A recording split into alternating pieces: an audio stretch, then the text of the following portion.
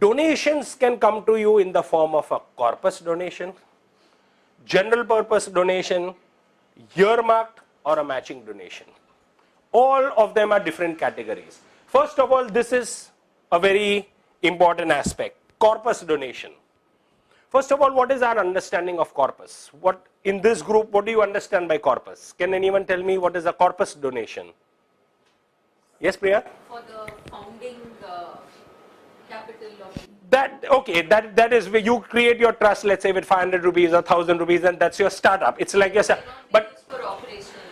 Right, that is coming close to it. You are very close to it. In pure financial terms, corpus is a capital receipt. That means it is not counted as income. Why is corpus necessary, or I won't say necessary, but why is it desirable? It is desirable because it is a fund that you are creating for a rainy day. That means you are expecting grant support, but it has been delayed. Now, but how do I continue with my existing work? If you have a corpus, you can dig into it. It's like your compulsory saving. But how do you create corpus?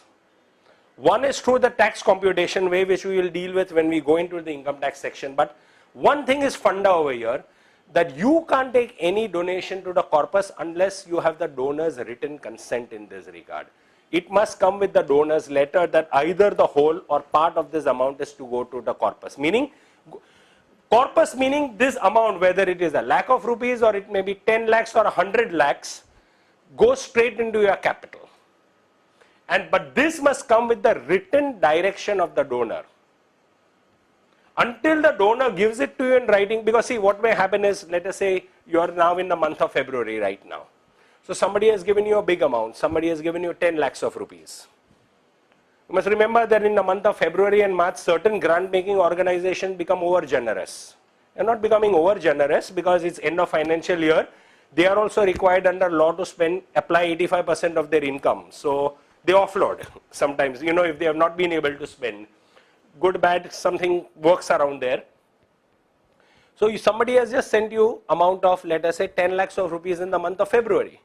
So you will say, I don't need it now, I'm at the financial year. Can I take it to the corpus? Until the donor will give it to you in writing, you cannot take anything to the corpus.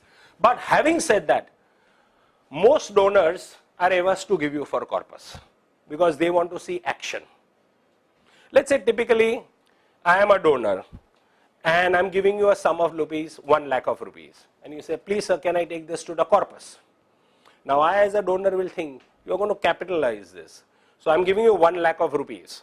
You'll capitalize it, you will invest it. After 1 year, not right away, you're going to get 10,000 rupees maximum on it if I'm taking the 10% benchmark. What are you going to do with 10,000 rupees? That too after 1 year. Baba, I want to see right away action. Please use this only for activity. So donors are averse to give you to corpus, especially foundations and corporates are averse. An individual donor wouldn't be fussed over this. People who are giving you 5,000, 10,000, Arey Baba, you're doing good work, take the money. But one second. So for corpus, it must come written from the donor. General purpose is that the donor just likes your organization, gives you for general purpose. Do what you want. Take it to admin, take it for your program. Earmarked is you are into multiple activities, but the donor is only interested in a certain specific activity of your organization. Even if you are education and you are doing co-education for boys and girls, a donor is only interested in the education of the girl child. That is a earmark fund. So the donor says, here is a lakh of rupees, use it only for the education of the girl child. Not for the boys at all.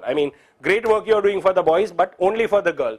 Now that 1 lakh also the donor may say, here's a lakh of rupees, give 10,000 rupees to 10, by way of scholarship to 10 deserving girls in this year. So that is a program related grant. Or the donor may say, put this 1 lakh in a corpus, every year you will get 10,000 rupees. Every year 1,000 rupees will be given by scholarship to a deserving girl child. So earmark may be corpus as in an endowment fund, or it may be program related. Matching is when the donor is testing you out basically. Where the donor says, your project is worth 1 crore of rupees, I commit 50 lakhs to it provided you are able to raise the balance 50 lakhs. What is the requirement over here? The donor is basically testing you out both for credibility and your competence. Do you enjoy the credibility to leverage that kind of money? and do you have the competence to do it? So oftentimes you find overseas funding organizations do matching grant to test you out, whether you enjoy that kind of credibility in the communities that you claim to work with. So this often is one more form of giving. So donations can come to you as corpus, general, earmark, or matching.